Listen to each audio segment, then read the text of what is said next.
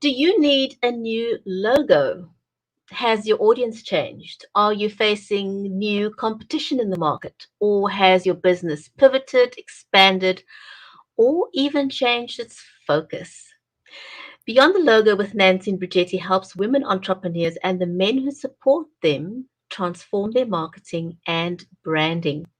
To get to grips with some of these questions and answers to them about logos, don't go away. We will be right back.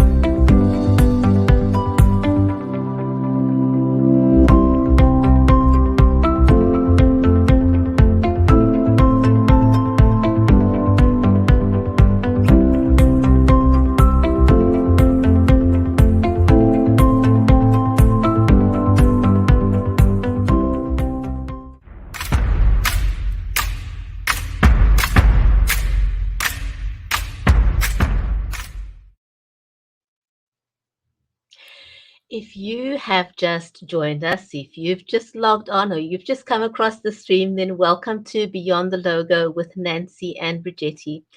I'm your host, Bridgetti Banda from Cape Town in South Africa.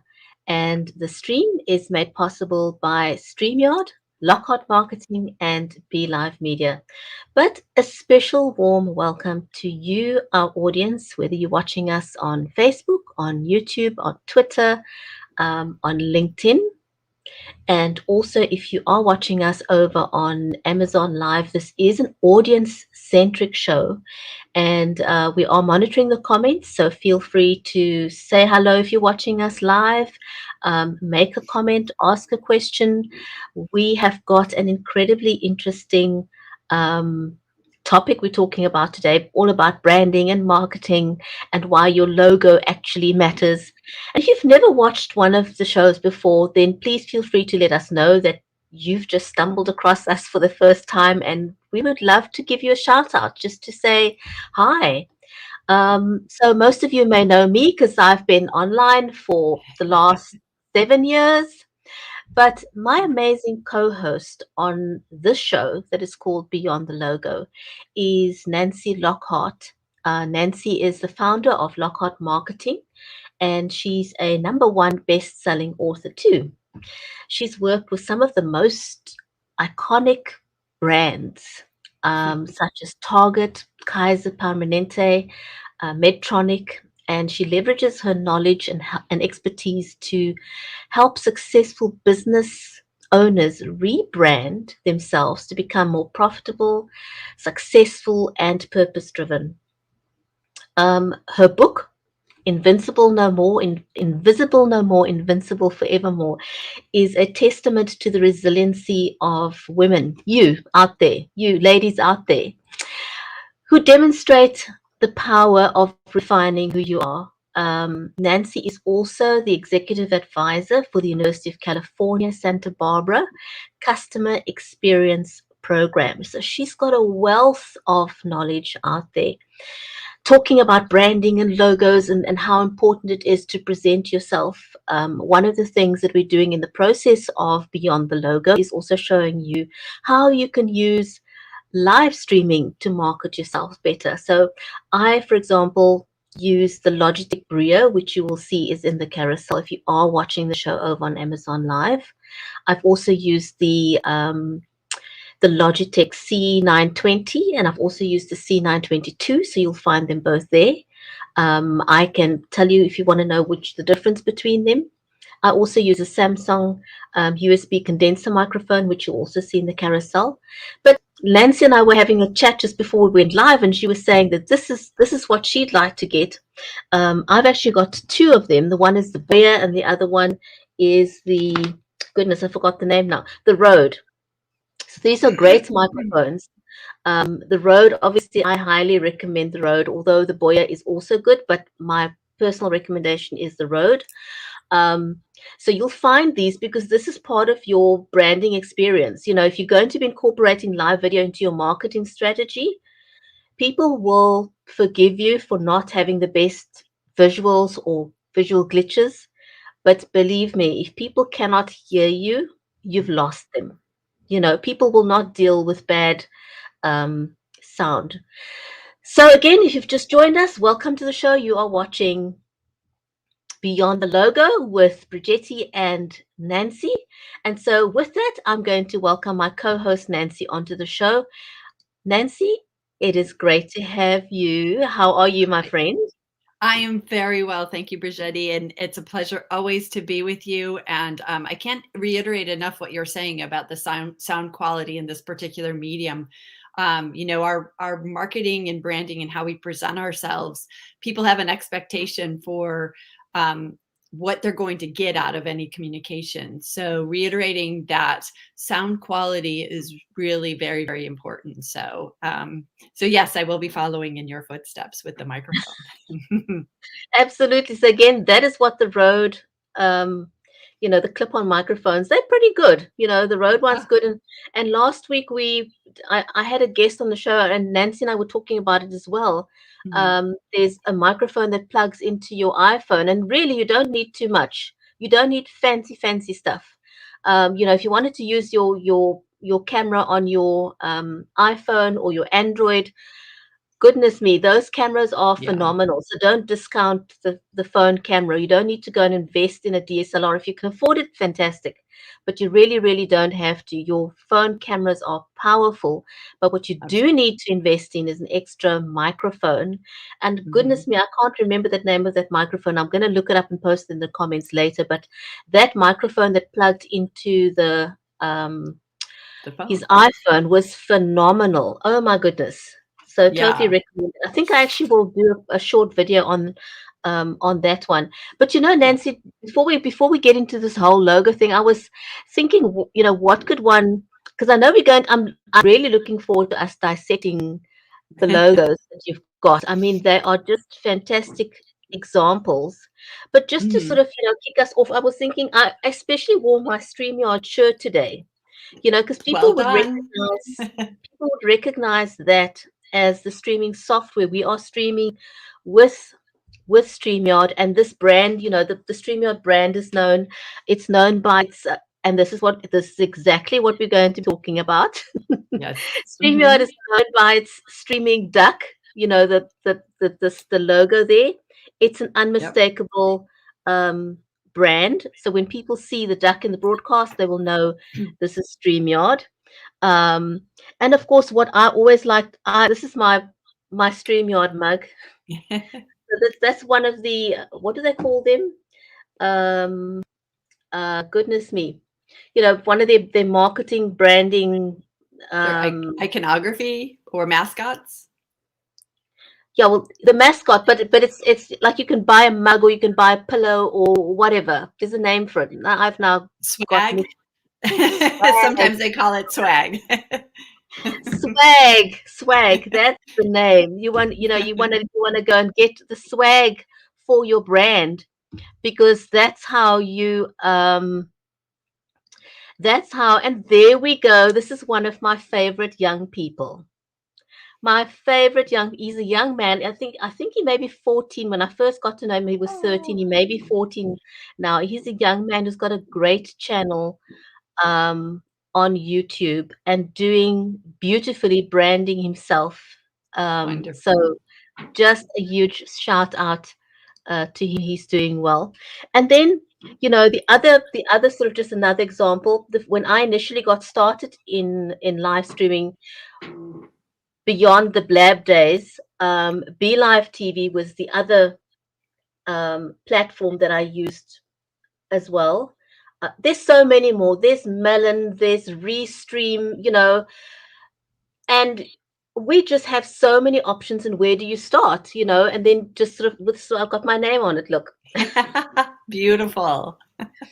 but that's just to sort of kickstart us off on this whole why your logo matters. Yes. Um, so as saying he is my youngest. Yes, you are. He's my youngest fan from Pakistan, and yes, he is confirming he is 14 years old. 14. Well Wow. done. Well Starting done. early. Well done. Yes, indeed. Indeed. So, Absolutely. So so logos. I did want to make a comment about even the mugs and it's really brilliant marketing support for you live streaming, because with Streamline, what they're doing is constantly reinforcing their unique look and feel, and it is in use right now. Oftentimes we'll see brands and logos showing up in popular movies or TV shows, and that's called product placement. That's another topic that we can get into, but when you Oh, see I'd familiar love to talk faces, about that. yeah, You know, yeah, just just how you can do subtle product yes, placement. exactly. And it's like a subtle endorsement because you see a favorite character or a well-loved broadcaster utilizing the brand, seeing the brand.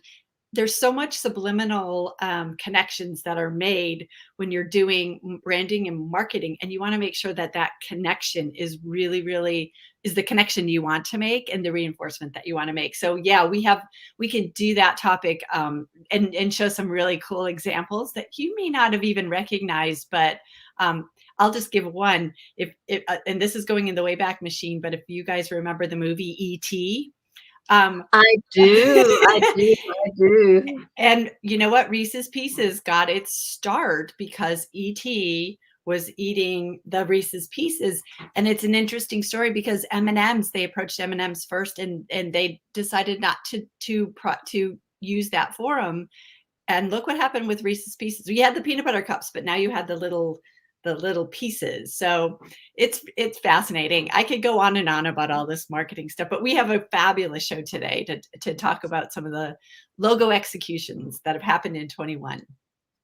I know. And it's been amazing to just see how some of these famous logos have evolved over time. And again, if you guys have just stumbled across the show Beyond the Logo, um, Nancy and I are talking all things marketing. And every week we have a different topic. And today we're going to look at your logo, the importance of the logo, how a logo is put together, and we're basically going to just deconstruct logos. But or shall I say, Nancy's going to be doing that. If you want to know anything about live streaming and live streaming equipment, you are free to ask me, Go and there. how you can Oh, incorporate wait that into there. Wait marketing there. strategy that way. That way. Yes. Wait. Nancy's going to be the one that's going to be talking That way. about I the don't know actual direction. logos. It's like somebody saying, go left, and they're looking right. Exactly. Forgive me. Just So don't get in the car with me. I would. You don't know where you'll end up. total confusion. So shall we dive into this logo thing? Because Absolutely. it's just so fascinating um, to me how a logo can mean so much and why it means so much and why you need, why I think, Nancy, a lot of people um, may have the view that a logo is just an icon, Hmm.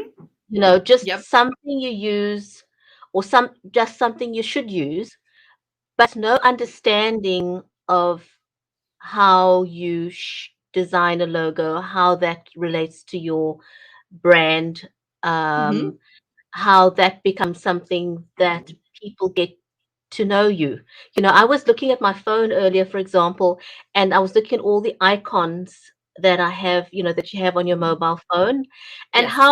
how unique each one is, and that is how you've now clicked on YouTube or Periscope or Twitter or LinkedIn. The icons really stand out and catch your eye. So I think the conversation today is, how do you get to that point of having that kind of notoriety is not the word, Rice. Just recognition and Recognition. the recognition that you want for your brand. So cueing Yes. the right subtleties that represent your vision, your mission, and all of the things that encompass your brand in a very short, your logo is truly a shorthand for why you're doing what you're doing, if it's done correctly. And Bridgetti, I think you're right. There's a lot of, you can get a logo made for very inexpensively online. You can go and maybe it's like $5 to $7, and you get a beautiful picture, and you get the name of your company, and you can go with that. However, without the kind of the background of what your logo means, it becomes just a pretty picture.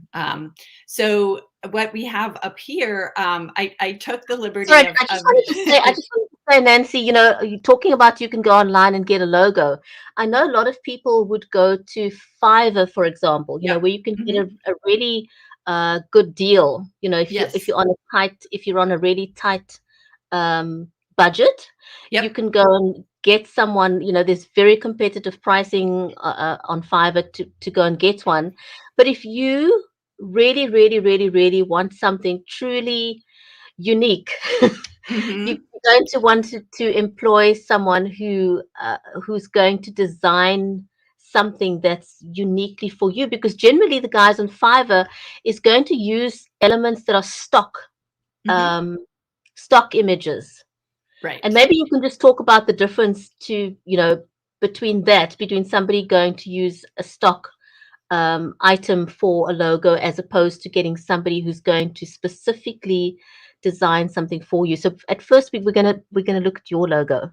Yeah, I think that's a great point. And on Fiverr, you have some wonderfully talented designers. It varies, of course, but I think that the key element is to be marrying strategy with the design when you're looking at your logo. So it's much more, again, like more than a pretty picture. So what we have up on the screen here is a breakdown of my logo from Lockhart Marketing. And it's really important for you thinking strategically about your logo is to understand your mission and your vision. But your mission is really what you do on a daily basis. So my mission is to help women business owners who are launching or relaunching their businesses to identify their personal vision, how it's reflected consistently in their branded marketing.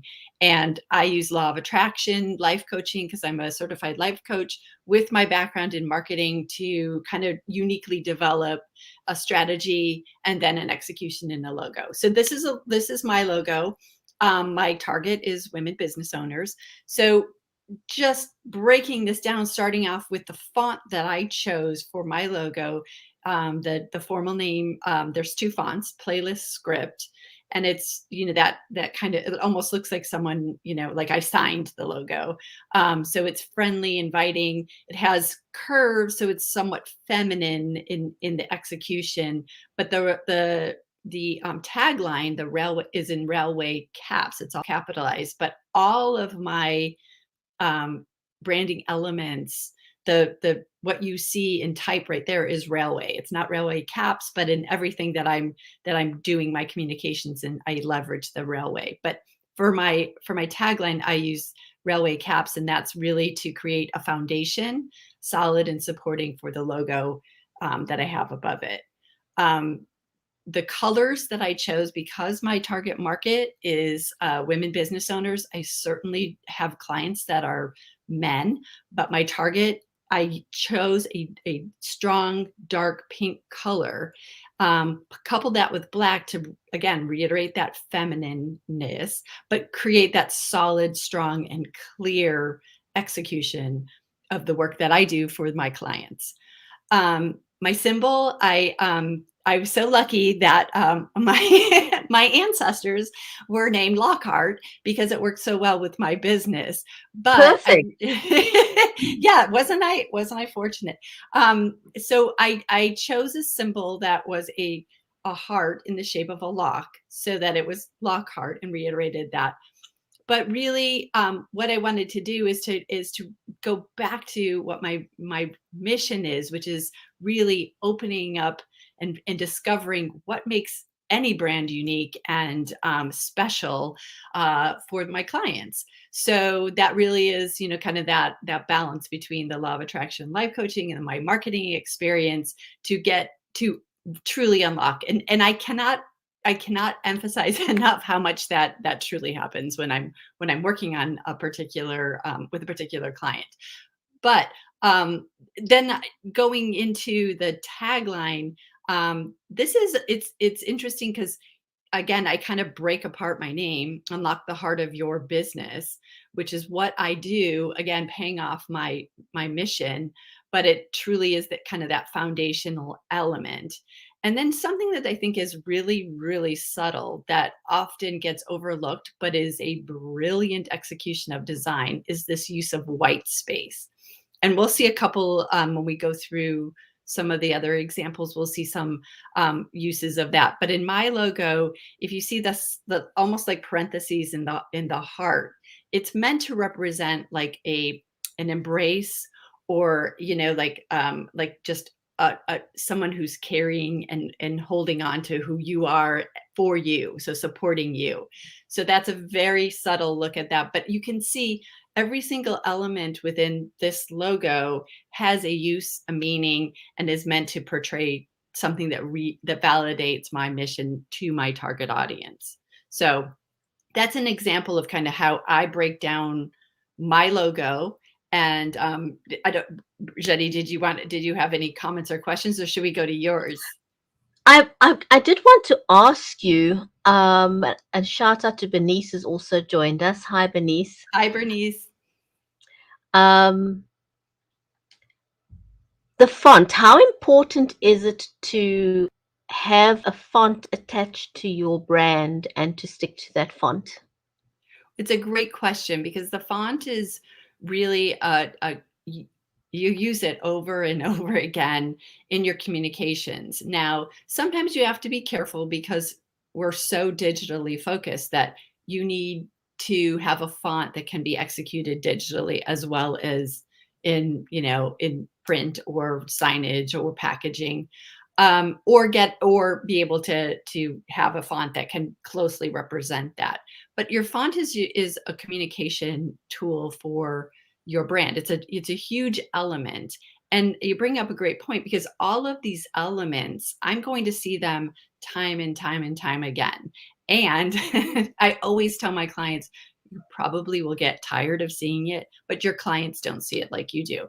And it is super important to reinforce the elements of your brand. The other thing about the logo that you see here, these elements can be broken up for particular uses. So you don't necessarily have to have your tagline locked up with your logo. I do oftentimes have my tagline not part of the logo when space isn't necessary, or that message has been reinforced in another place.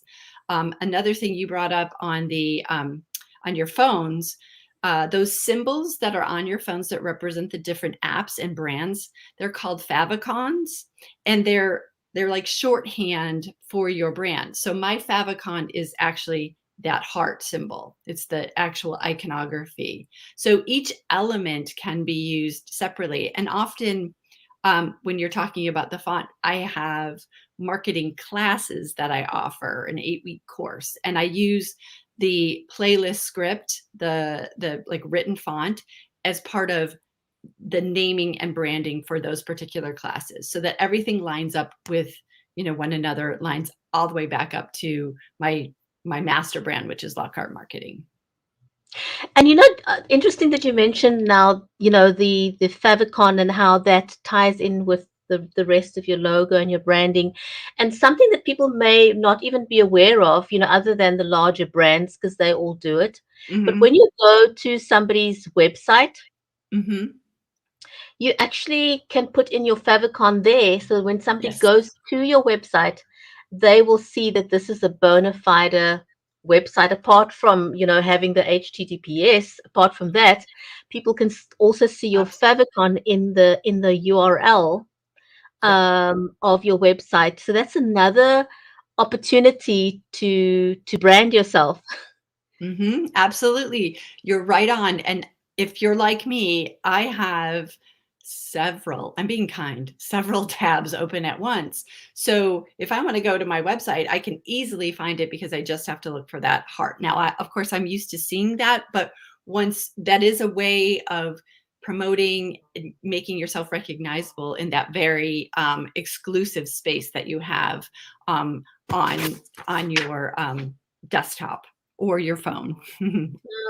And I wanted to just quickly, before we go on to the next one, also talk about the importance of the spacing that you use in the font that you use, you Hmm. know, because there's a difference between printed media and digital media, and, depending on the background and the readability of your logo, you know, Hmm. those kind of things also are elements that one needs to be aware of, because it may be a nice looking font, but Hmm. is it readable font? Absolutely. That's a great point. And also that's part of when you're looking for a logo, you want to make sure that you're getting various executions of the logo. So this would be my full color logo, but there's times when you're not sure, you don't have control over what the background may be. So you might want to use a full black logo or a white logo. Now, obviously, you losing some of those strategic elements, but in that case, like you said, it's most important to be able to communicate, to sign off on a particular piece. Say you're sponsoring a 5K, or you're in a group online, or you're co-branding with another organization. You may not have the control visually to be able to display your full color logo. Also, what you're talking about is the transparency, what's behind your logo, to be able to, so it doesn't just look like a white block. Here's the logo, but you can actually have some of those background elements show through, making sure the readability is very important.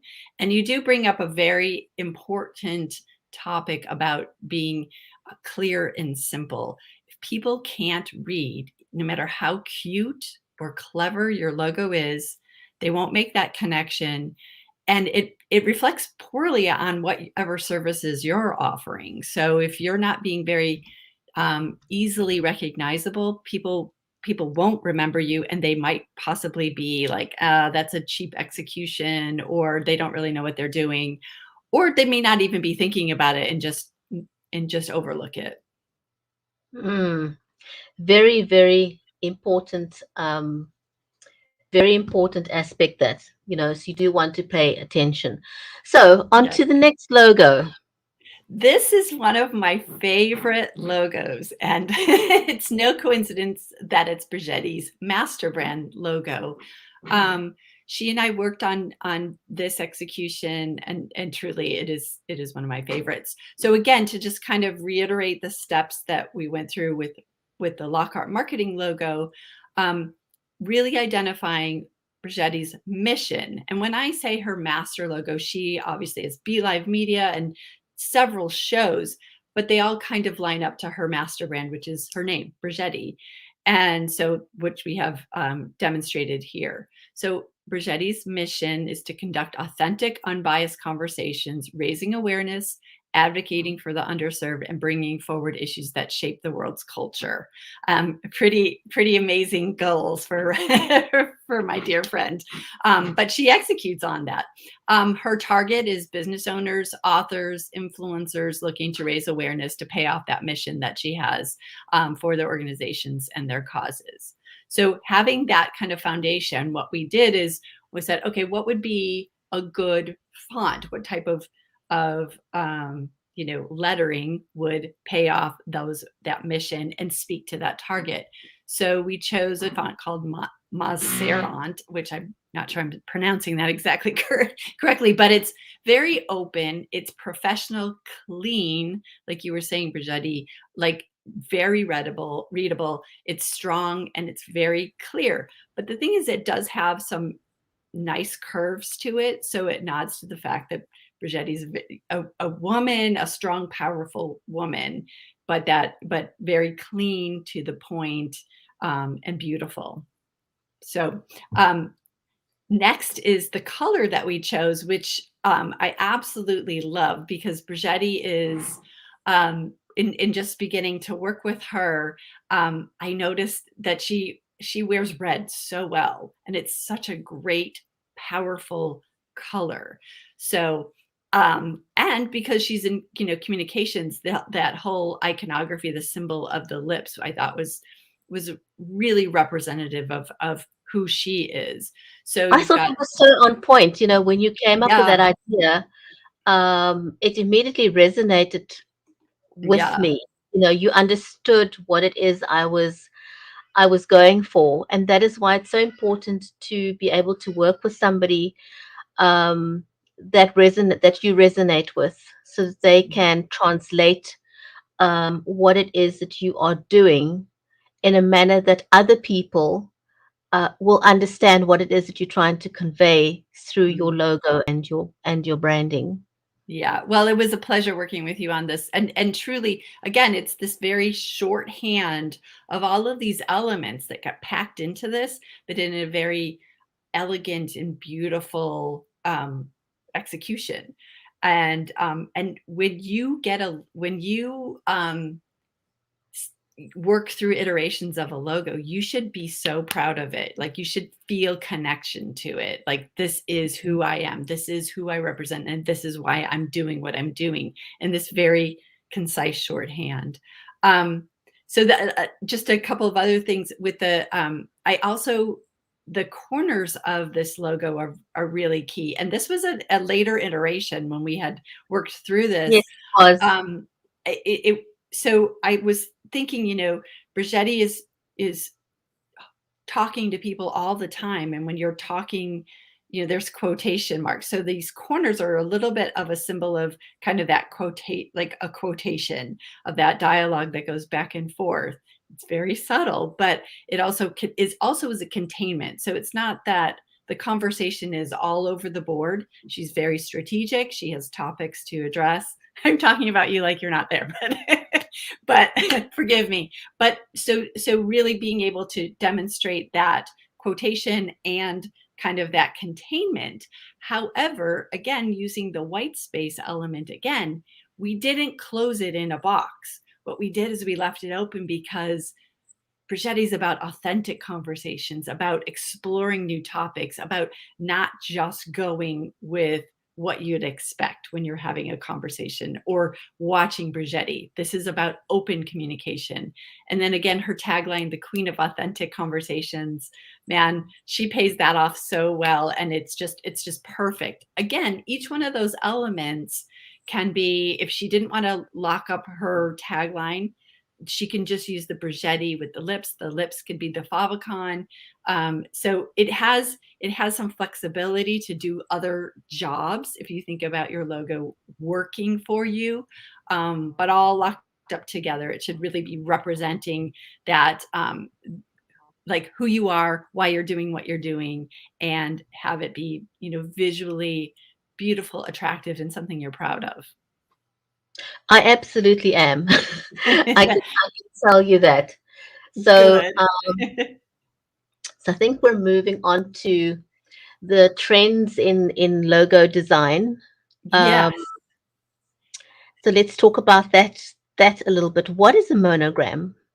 So let me just to back up, to just kind of segue from where we were. So what I wanted to do is kind of demonstrate some of the logo break down some of the logos that Bridgetti and I have, but to also then kind of transition into what are some of the things that have happened in 21. We've had an amazingly impactful year with the pandemic and the ramifications of that, which has influenced design in 21 and has caused some very worldwide brands to make some changes, which I think is really is important to recognize. So you also see how they're packing in all of that strategy into the design that they have. Now, some of them are, and some of them are not, which is an interesting to kind of take a look at. So you asked about monograms. Monograms are really they're what they say they are. Sometimes they'll be used as a shorthand for the logo. So it might just be, the first or the three letters of a organization's founder or name, and it's shorthand, so it's quick, easily recognized. If you think about the McDonald's M, that's a monogram symbol. Now they lock up the name McDonald's, but if you see those arches, those golden arches, you know exactly what that is, and that would be an example of a monogram. We're seeing one of the trends that we're seeing is this streamlined and simple design. So people can get very because there's so much packed into a logo, so many elements, it's almost like we'll represent this and put this in and don't forget this and don't forget that. What we're seeing in 21, or what we've seen in 21, is this back to simple. Like, let's make it simple and smart and easily recognizable. So we're seeing a lot of that in as we're going forward with the new logo design, modern logo design, I'd like to say.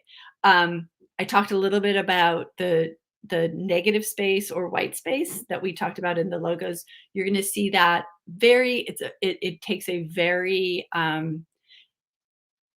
good designer to execute that properly and to make sure that it works. So we'll see some examples of that again, as it's being influenced in this, in the modern world that we're living in.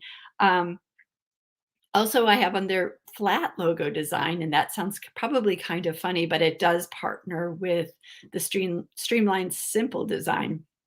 Flat logo design kind of eliminates any 3D elements to a logo, which makes it makes it easier to see digitally and to recognize digitally. So you don't have, again, a lot of those design elements that might make it curved.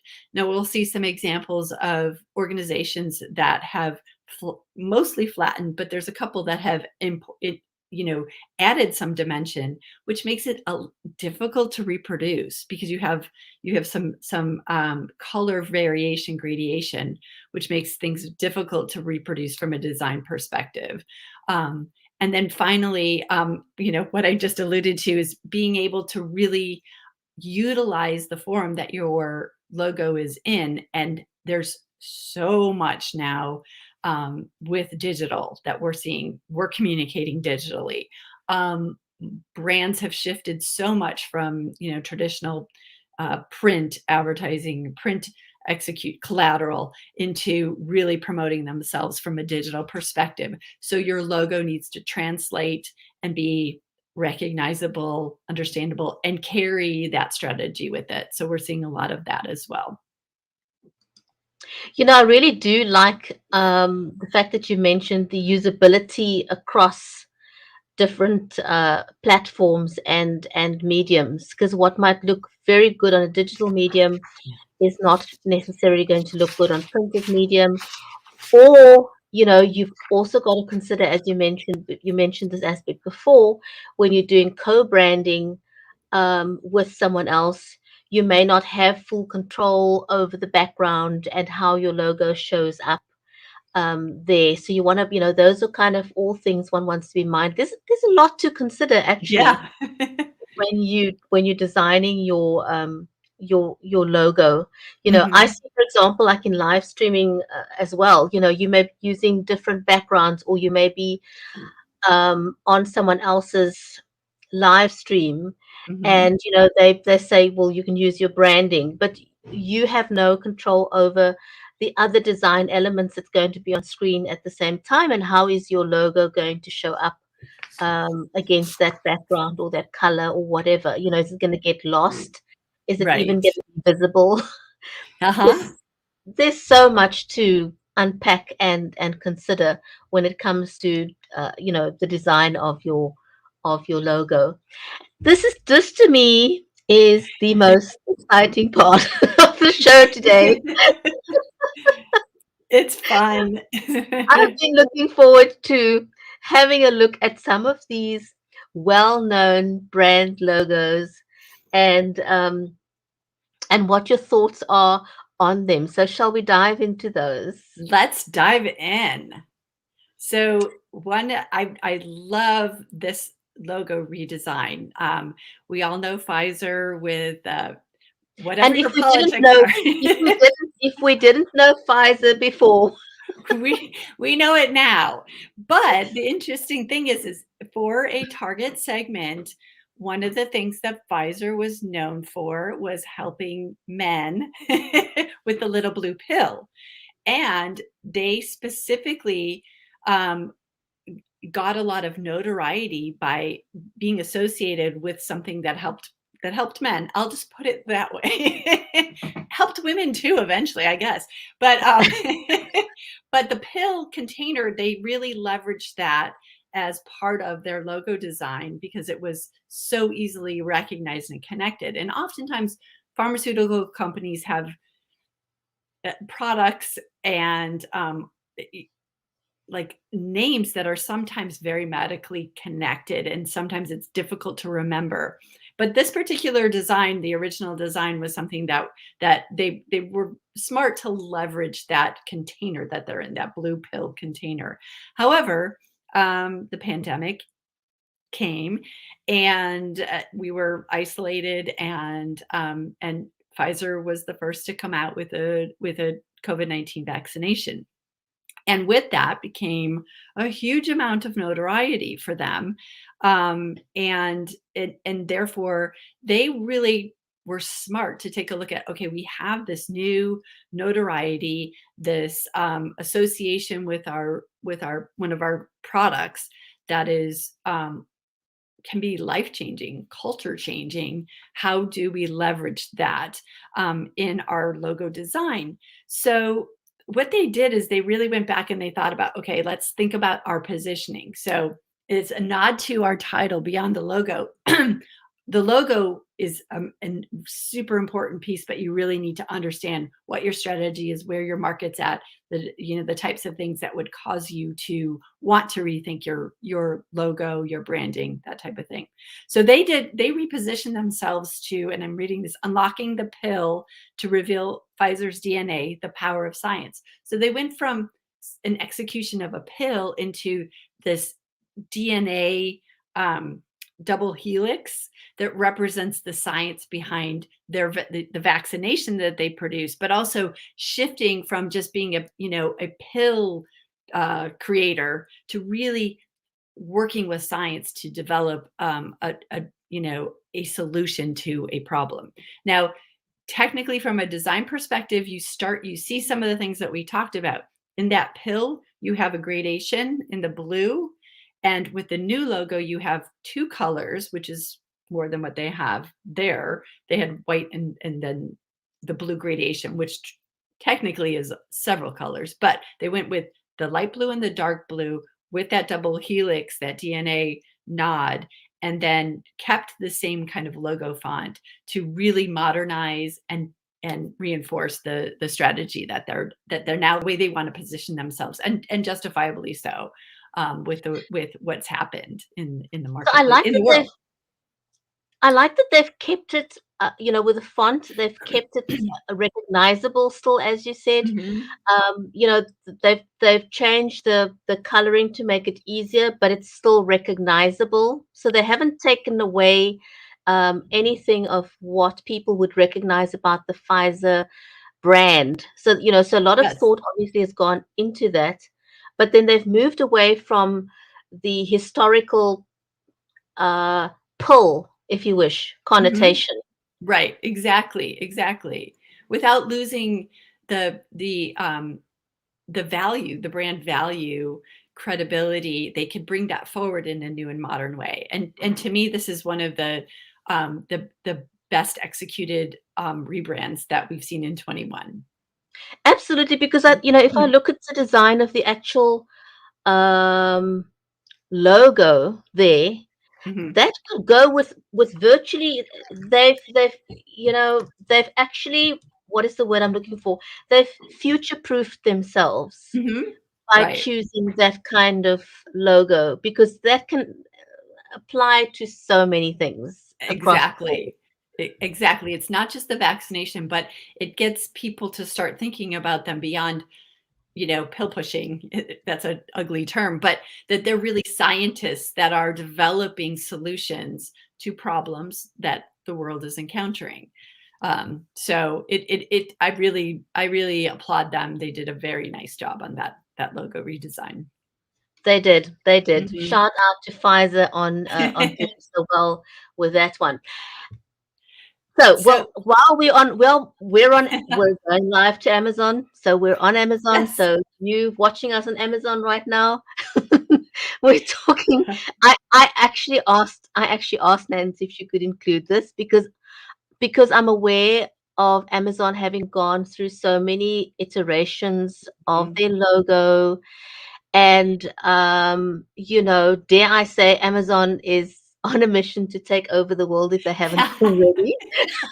Exactly, exactly.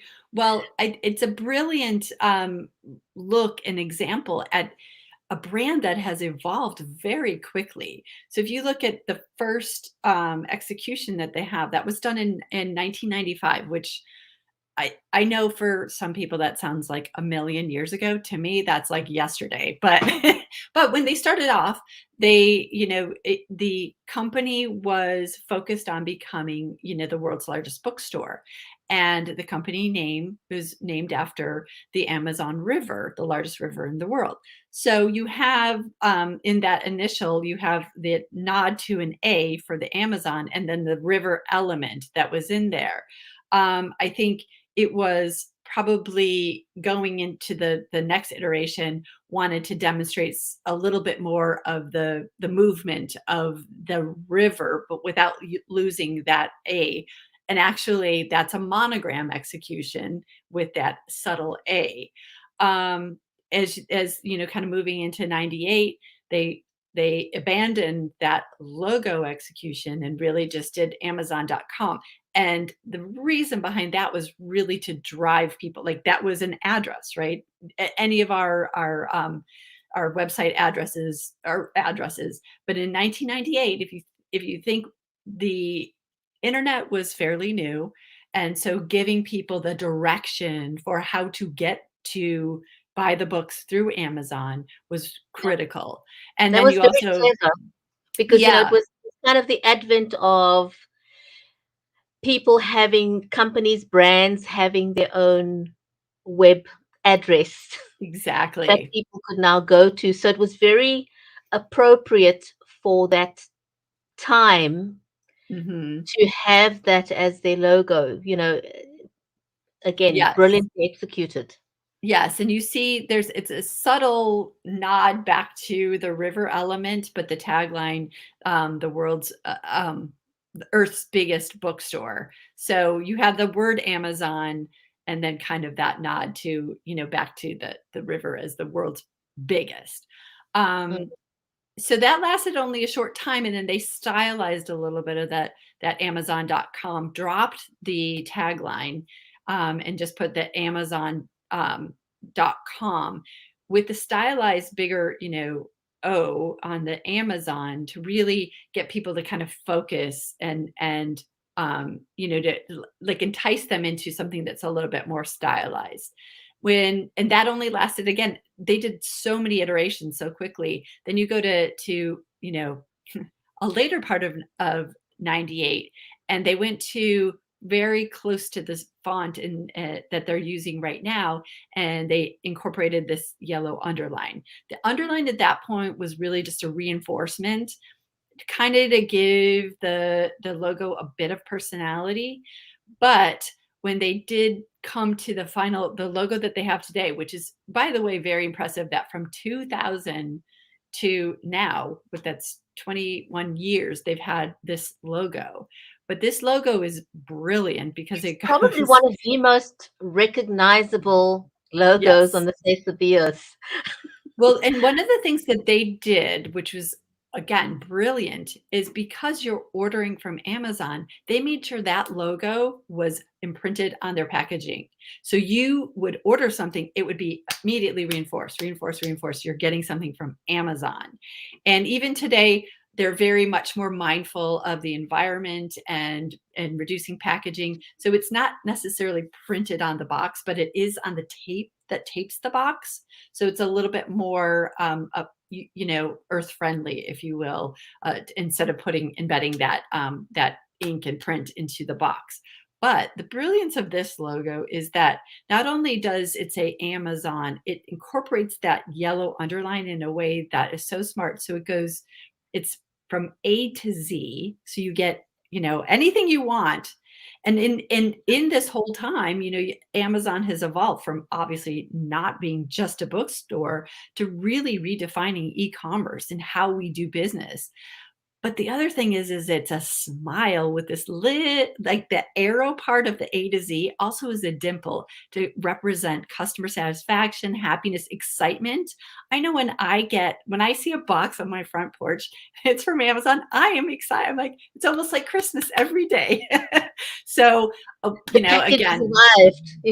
yeah, exactly. So, while this isn't an iteration in 21, it definitely picks up on some of the core basics that we're looking at when we're looking at the evolution and the way people have adopted logos in 21 to modernize them. You see, it's flat, it's simple, but oh my God, does it pack a punch as far as what it means, how it's executed, what it reinforces. So again, well done, Amazon.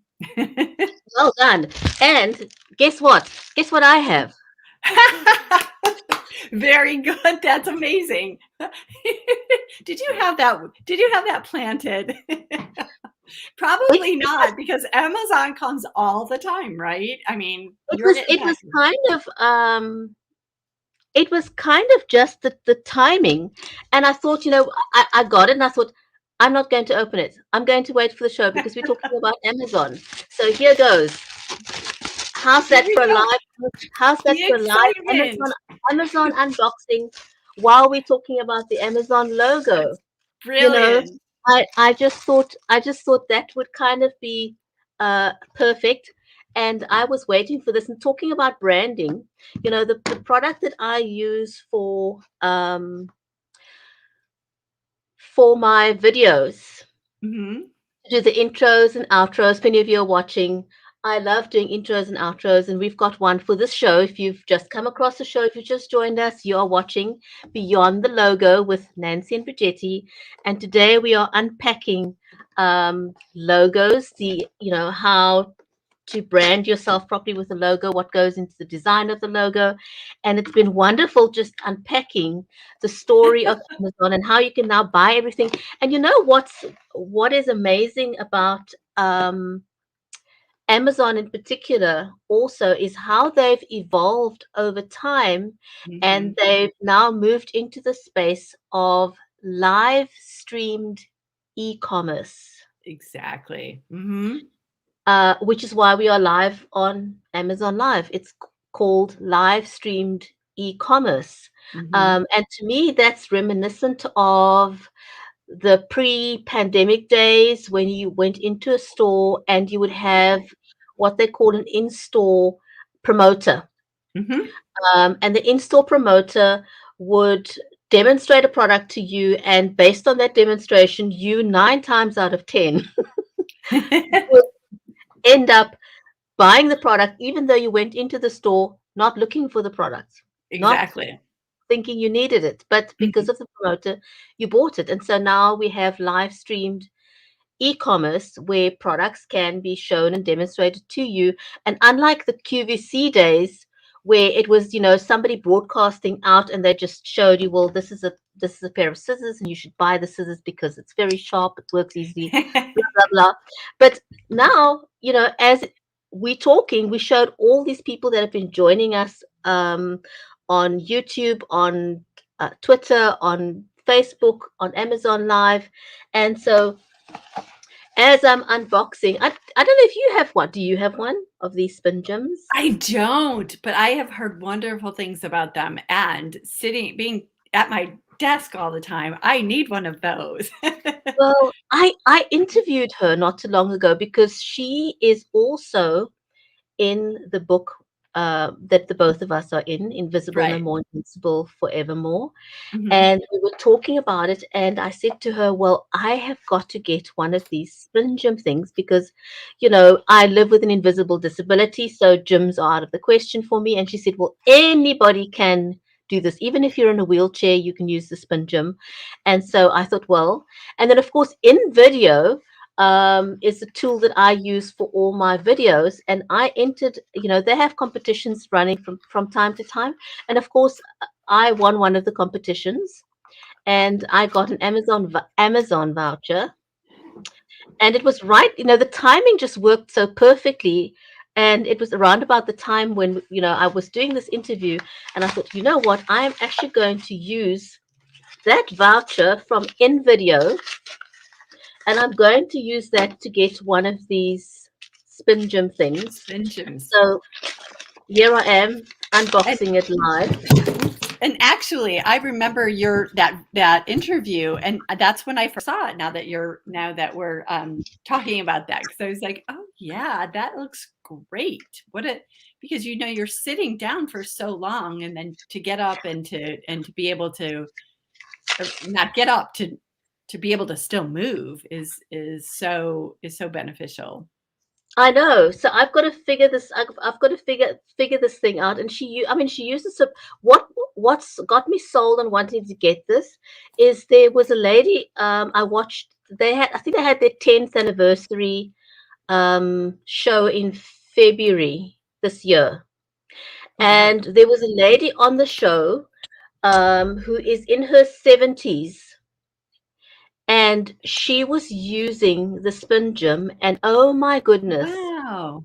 her arms and her physique was simply amazing. And that's why I decided I have got to get the spin gym, because I can't do any other exercise. So, yay, thanks to Amazon. Again, the timing was just perfect that it fitted in with us talking about Amazon Live today. This was not planned, anyone. This was definitely not planned. No. This was purely coincidental. Well, and I do have to say, to my earlier point, brilliant product placement, right? We're having the conversation, the package arrives, you open it, once again, it just reinforces. And the whole thing with live stream, I will comment on that logo has the elasticity to be used in so many different ways. So it's not just for books, obviously. It's morphed and evolved into a brand that can be used, for all different kinds of executions. So again, well done, Amazon. Absolutely. Big, big, big, big shout out to Amazon there for doing such an amazing job. So yes, let's move on to our next logo, shall we? Absolutely, absolutely. So this one is one that I'm not a fan of. I will be straightforward. Sorry, CIA. But the Central Intelligence Agency, um, their strategy, I think, was in the right place. They wanted to be more inclusive, update their logo to be inviting to people from all backgrounds and walks of life to be part of their agency. The thing is that what it maintained really was the circular shape. It changed its color, and it it added this design background element that is very difficult to reproduce digitally. I am really not clear on why it is there. Like, what is the strategic use of it? It's been compared to like some, techno logos, which the CIA is. I don't see the brand cross with the techno and the CIA. How and also they incorporated their monogram CIA, but then in very small font, you could see where it says Central Intelligence Agency around the outside of the circle. So I am not, I would say this this one probably will see another iteration sometime soon, but kind of breaks some of the, some of the rules and trends that we've seen in a couple of our other examples. But wanted to bring that forward to just kind of show sometimes, my humble opinion, they're not always the best executions when they update. So be mindful of why you're updating and how you're going to execute. I think those are brilliant, brilliant, brilliant points, to consider. Uh, for me, it's kind of the readability of this It's is poor. not great. Yeah, Yeah, unless I knew what the CIA was, exactly. You wouldn't. I would have no idea because just the actual um logo doesn't, just looking at it doesn't tell me anything about. That's just my opinion as a regular Joe. But that's Um, exactly, I mean, I think that's a really valid perspective. They're trying to incorporate this, inclusiveness.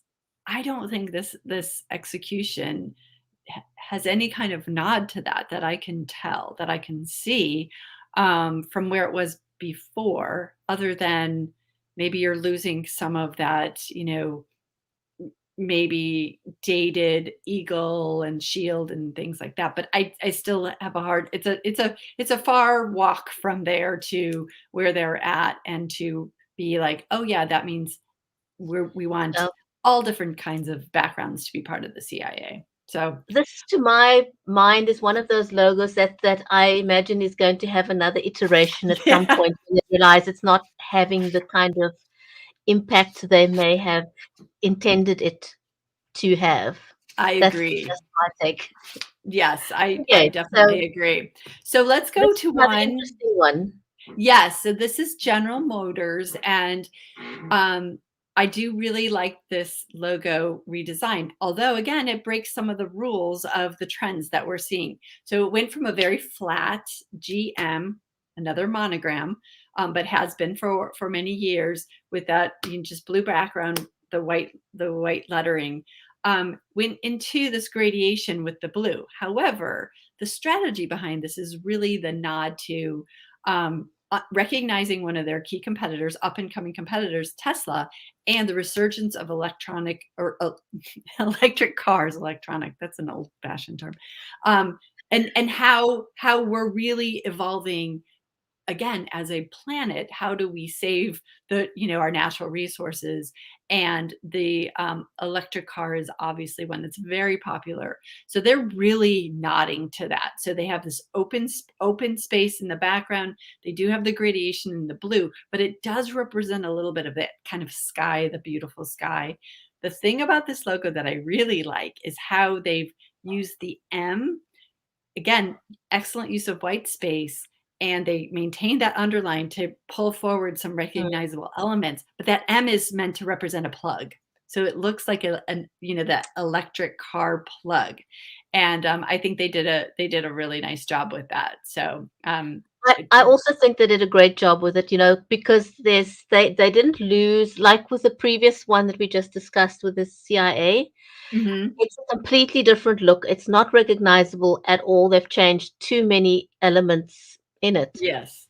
Mhm, But the General Motors one, as we've discussed with the other one, there's a lot of recognizable parts about it that they've maintained, but modernized it.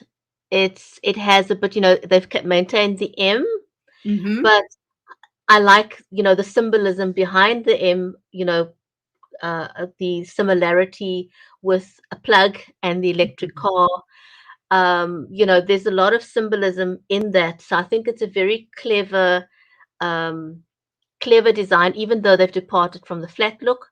mhm. But all in all, I would say a great pivot into a new logo that I think is going to, we're only just sort of getting into electric cars.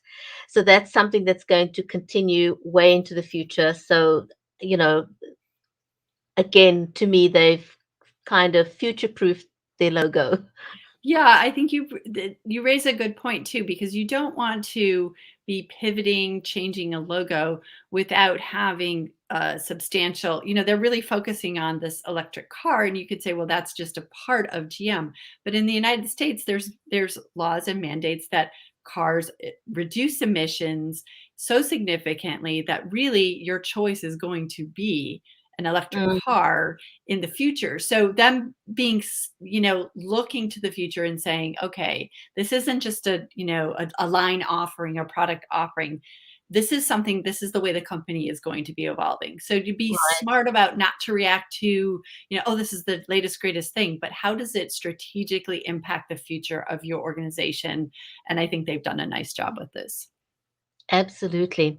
Oh my goodness, we're at the top of the hour, but I I really know. want to just quickly go through the other ones, maybe not spend as much time on them, but Sure. Yeah, we um, can go really quickly. This again, I again is another one where they went from a detailed logo, Warner Brothers. They went to something that was very flat in 2019. They had so much pushback from the public, which is why they adopted this a little bit more dimensionalized Warner Brother. And I think it's the thing I think is interesting about this is really the influence of the public in how they want to interact, view, being reinforced with the brands that they love. So they doesn't did, that say so much, Nancy? You yes, know, how the public, their audience becomes invested in a brand, something like a logo. Isn't that just mind-blowing when you think mhm, of how customers, because it really is their customers, have right. influenced them, the direction that they've gone with their branding. That's fascinating. The Well, power power of the yeah. logo. Exactly. But the thing is so they're adopting, they went and adopted this flat, excuse me, look and feel, which plays nicely on digital. But if you think about where you're seeing that Warner Brothers logo is on the big screen with all of the dimensions and things. So to walk away from something because it's a trend versus thinking about what your logo stands for, that's what I think, where there was such a backlash of like, we need something back from that old logo. That old logo Something may that's be too got oomph. busy. That old logo had a Exactly. lot of oomph. It was visually impacting. You Mhm. could see there was that depth in the logo, and that's what you look for on screen, is that experience in depth. Exactly. Mhm. Something that is visually good on the eye. So the new logo speaks to that with the three-dimensional look. Exactly, exactly. So, Okay. Ah, okay. The food, Burger King, food. this one's so interesting to me because they really are. Burger King went way retro. There's no other way to say it. They went back to their roots. However, what the strategy behind that is that they're looking at, we want to reinforce our natural foods that were organically made. I don't know if it's organic, but it's the natural food. So they changed color, they changed the font of Burger King. That's a proprietary font, and it's actually called Flame, which I think is interesting. And they're using this very retro application in advertising. Sorry, Nancy. Um, Now that's a new dimension of branding, mhm, is when you develop your own proprietary font. yes. That's expensive. It is. It's That's not very, cheap. very, very expensive, and it can do amazing things. It can be a great investment when used properly, but it is something that you really, if you're not reinforcing that with lots of advertising, lots of packaging, their facilities, their restaurants, everything is being redone leveraging that font, and that font is a very key element of their logo. Now, to someone who may not be paying that much attention to it, you see that the logo is a little narrower. Everyone's kind of body conscious. So there's a little narrower font. The I'm sorry, logo, but the font itself is a little bit thicker and rounder, and a little bit, it very much is nodding back to that, the when Burger King was kind of at the height of their popularity. And the other thing that's important, I think, to note is that blue swish that they took out purposely, because while that gave action, it also nodded to like an artificial color that you wouldn't necessarily find in natural food. So they removed that on purpose. The other thing I love, love, love is their monogram, their favicon that they use, which is the little one that's next to the master brand is Burger King, but that if you look, the B and the K are represented within that hamburger style. And I think that's so clever It's that I had to bring very it forward. recognizable. It's very, very Yeah. recognizable. So a very clever move on their part, because Yes. if you think about it, also something to consider.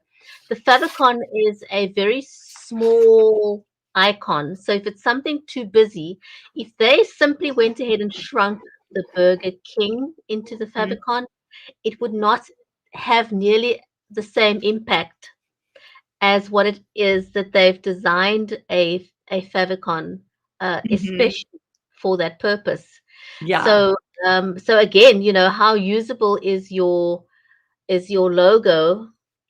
Can you repurpose it into a favicon, or do you need to have something specifically designed to use as a favicon that's recognizable and in sync with your logo? So very Yep. interesting, and I love how you sort of explained how it evolved, and how the blue was representative of preservatives that they've now taken out of the logo. So there's a Mhm.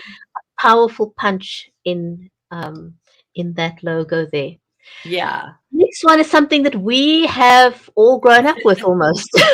Exactly, exactly. Well, this is a demonstration of really, there's some subtle changes, but simplified flat logo design. And I think one of the key subtleties here, first of all, they removed brand from the Post-it brand that you see. But if you look at the dash and the I in the old logo, they were a little bit more elongated. Now you have it very squared to represent the Post-it shape. Again, super subtle, but really, a nice nod to the product itself. Now, Post-it has gone on to develop many, many products beyond that sticky note, but that's the master brand of the organization. So we know Post-it by those yellow sticky notes. They have very many different colors. They have different executions. They have notebooks now. They've just come out with a line of journals. But that clean execution and that subtle nod to their roots is really clever, and still very much pulling forward the things that we know about Post-it. So not abandoning and reinventing the brand Yeah, itself. still very recognizable, still a house trust, still, it still comes across as a trusted brand that it's very recognizable. So I think great job on pivoting there for Post. And now something that we almost use just about every Every single day. day. It's a verb. Google it. So here's an example of, there's a slight tweak to the colors. They're a little bit more tone. Um, they're brighter, but it's still like a little bit of a less dimensionalized logo, so it's flatter. You in fonting, there's serif and sans serif, the original, which means that those little hooks that are on the original logo have now been removed, so it's very simple. Now, the thing that Google does, it's super, super interesting to a brand geek like me, is that when you go on to Google, they'll celebrate the day with different designs, and they'll encourage designers to put in their designs, and so you're almost looking for what their execution will be. But because it's so, these primary colors, and the way that they're used, it's very recognizable, very something almost instinctual, because the eye knows those colors, is very familiar with those colors. So they do have the elasticity to kind of do some different executions without you thinking you're on it with a different brand. But having this simplistic flat logo allows them a lot of that flexibility. Yeah, great job on that. Still very recognizable, Yes. modernized it. So I think all in all, a great pivot on the part of Google, and another trusted brand that we've known for years. Who hasn't grown up with the BMW BMW. logo? Very, very, very recognizable. Now, this is a very interesting pivot. Just talk us through a little bit, uh, you know, going from the one to the other there. What's your thoughts? Well, it actually is, once again, a nod to this electric car that's evolving. So what they wanted to do, you have the dimensionality in the BMW logo, the old logo. What you have is much more a flat logo, and actually, the logo itself is transparent. So when it's sitting on, say, it's a logo on a car, you're going to see the color of the car Of come the car. through that background where the BMW is. The blue and the white are true colors, but you see that kind of transparency, that cleanness, and that, again, that flatness to represent it more on digital executions. However, BMW has said we're not going to do a full, complete logo change. So you will still see some that original BMW logo in some executions, but it's digitally on their electric cars. This will be the logo that they're evolving to. So, and it's an interesting strategy for, kind of moving away without completely abandoning the logo, and using it where it feels appropriate. My thought is that it will probably have another iteration that borrows some more from the old logo, but maybe flattens out the next iteration of that. But it is beautiful if you see it on, on the car hood. It's really elegant. So at first I wasn't a real fan of it. When I saw it in actual execution, I definitely saw the beauty of it. And I think another thing to note also is, rebranding is not cheap. No. It's a very, very, very expensive exercise, and the larger the corporation, the more expensive it is because they will have more assets to rebrand. Um, Absolutely.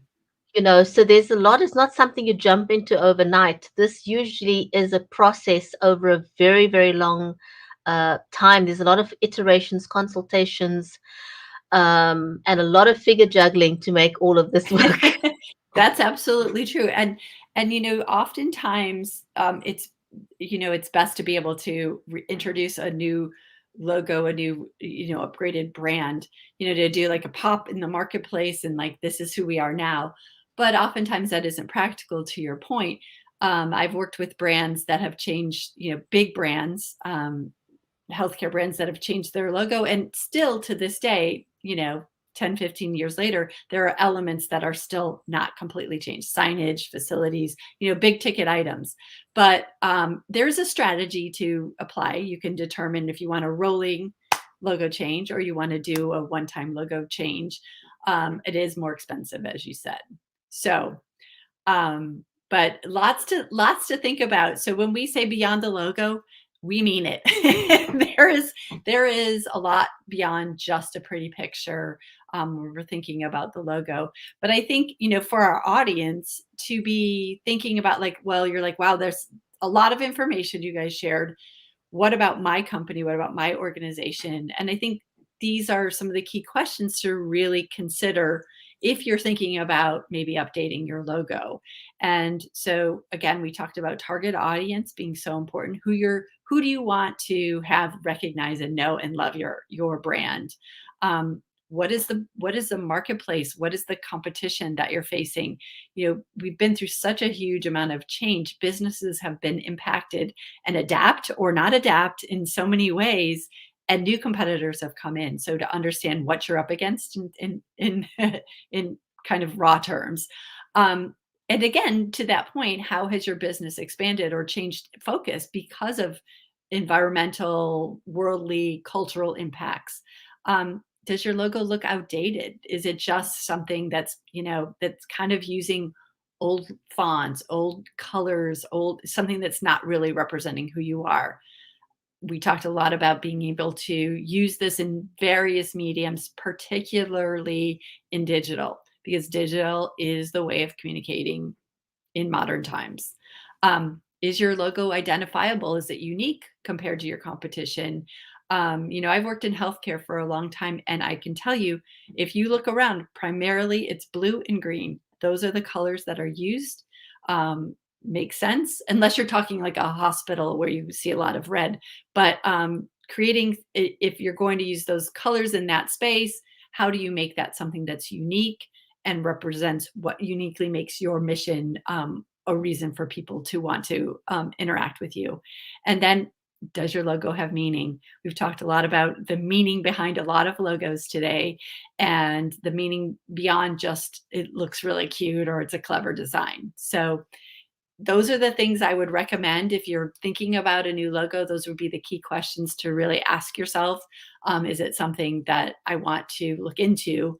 And of course, Bridgetti, you talked about, there is cost associated with changing everything that you have. So to keep that in mind as well is super important too, to make sure your commitment is one, not just like, I'm tired of looking at this thing, because you see it all the time, So but clients definitely, might not. definitely not. There's a lot to consider because it can be a hugely expensive exercise, especially if you have a lot of branding items, you have stationery, you Mhm. have, there's a lot to change.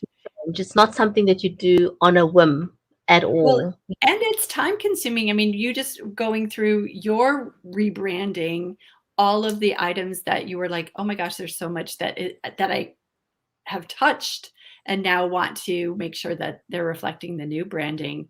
It's a time commitment as well. So you need to be thoughtful about that and inventory your materials, your time commitment. So, but if you are asking these questions and you're seeing, gosh, it really does make sense. It is worth the effort. It is worth the investment to rethink that. So, Mm, absolutely. Goodness me, we have covered so much today in this show, and there's a lot, I think, for anyone in business to learn from, whether you are rebranding or whether you are just starting out in business and you are having to design a new logo. I think we've gone over a lot of elements that you need to consider in branding yourself, and just a lot of things I think that the ordinary person may not have considered about the logo. We've covered a lot of those elements in the show.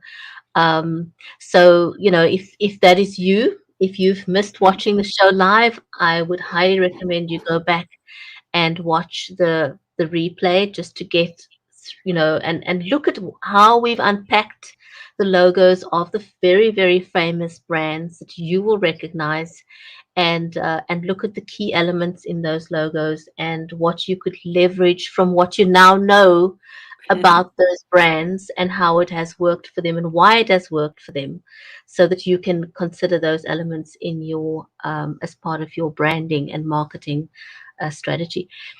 What are we going to talk about now? The show runs every 2 weeks. It's a fortnightly show, um, and the show is normally, we've decided to run this on a Monday. Mhm. And yes, we didn't get the days wrong. We do know we do know it's Friday today. Sometimes life happens. Correct. Um, but we are going to take this. This is going to, moving forward, this is going to be a Monday show.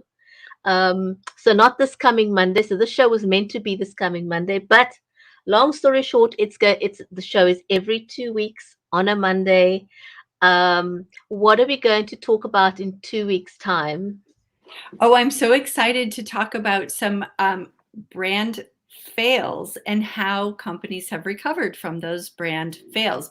It may be a PR situation. It may be something, an accident or some, environmental impact, but taking a look at how a brand can be resilient and recover and how to do that in the proper way.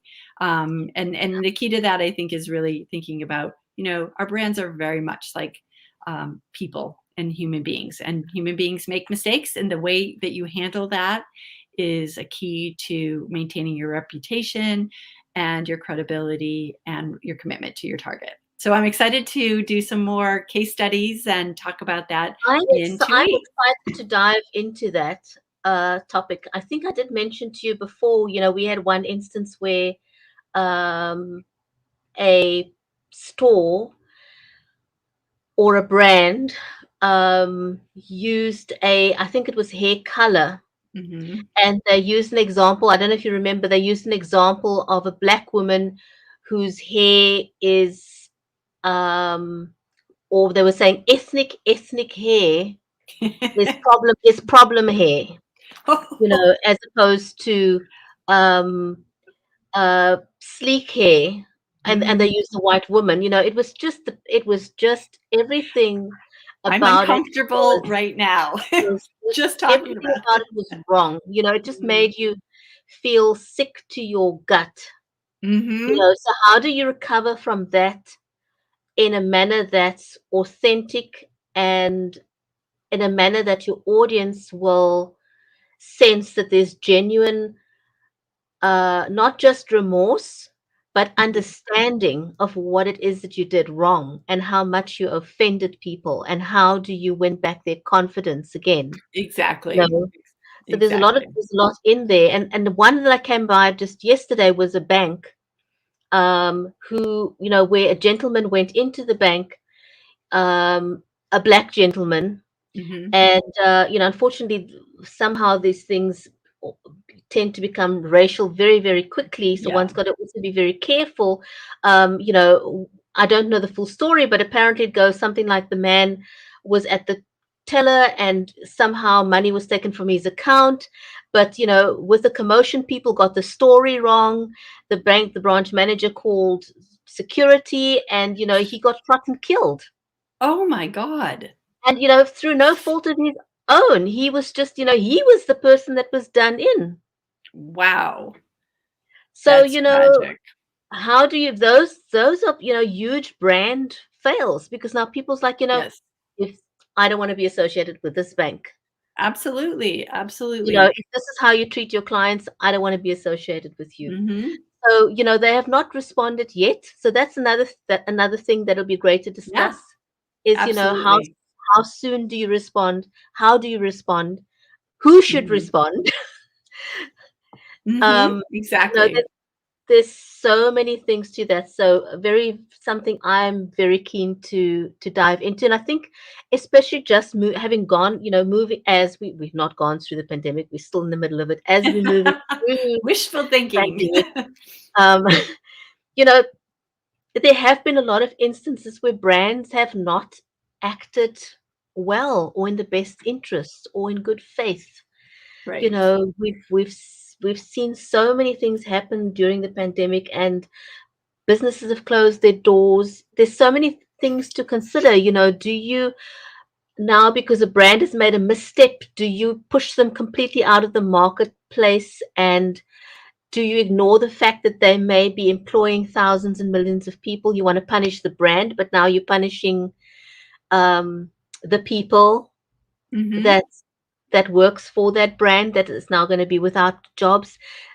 There's a lot to unpack, so I'm looking forward to Yes, that. there is. There definitely is. So I am looking forward to that as well. It's always a pleasure to speak with you, to dive into these topics and just, kind of learn, hopefully learn to how to move forward with our own brands. So thank you. Absolutely. So thank you. Thank you to everyone Thank who's joined you. us today on Amazon, on Facebook, on YouTube, on LinkedIn, on Twitter. It was amazing to have you. Thank you for all your comments. Appreciate those, and join us again in 2 weeks' time for another episode of Beyond the Logo, when we'll be dealing into brand fails and how to deal with those successfully. So thank you, everyone. Stay safe Bye, And everyone. you all until the next time. Goodbye from us. Bye bye.